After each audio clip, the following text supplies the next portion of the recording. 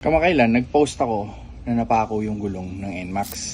Bago-bago, wala pang 1,000 kilometers. Napako, pare. So, syempre, hindi naman araw-araw Pasko. Wala sa budget ko yung pagpalit ng gulong na to. Kaya nag-post ako kung ano ba ang mga gulong na pasok sa budget meal. Pero ito yung catch. May ride kasi kami papuntang Ilocos. So, kailangan hindi lang mura. Pero dapat pwede na sa kapit at pwede na sa tibay. Nakita to ng isa sa mga tropa ko. At nakita ko rin na siya mismo ang endorser ng brand na to. Sino ba naman ako para tanggihan ang gulong na libre na gamit pa ng kapwa mo karirista. Kaya ito, pakabit natin sa NMAX yung Panther tires.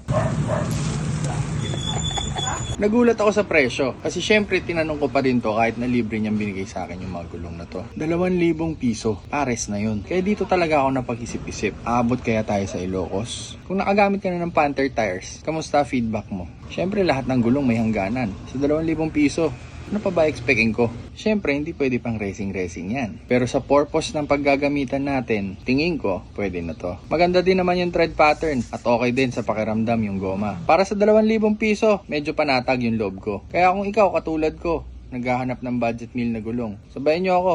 Subukan natin to. At kung gusto nyo rin subukan, check nyo na lang sa baba kung saan nyo mabibili. Panther tires, mura, pwede na. Subukan mo na din.